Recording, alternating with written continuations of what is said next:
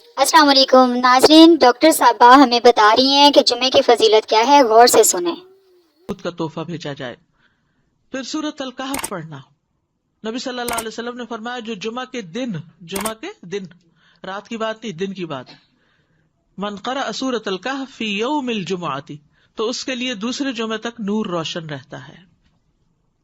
اور پھر کیا کرو؟ وذروا البیع، خرید و فروخت چھوڑ دو۔ ذالکم خیر لکم، یہ تمہارے لیے زیادہ بہتر ہے، ان کنتم تعلمون، اگر تم علم رکھتے ہو، جانتے ہو۔ یعنی اللہ نے جمعے کی نماز کے وقت خرید و فروخت سے منع کر دیا اور اس کو ان لوگوں پر حرام قرار دیا جن کو مخاطب کیا گیا کہ ان پہ جمعہ فرض ہے۔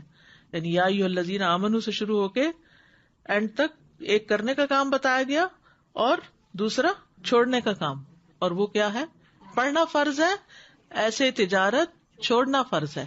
ٹھیک ہے، یعنی جب اذان ہو جائے تو خرید و فروخت ترک کر دو اور اللہ کے ذکر یعنی نماز کے لیے جلدی کرو۔ یعنی اگر کوئی سودا طے بھی پا رہا ہے تو بس وہیں ٹھپ کر دو۔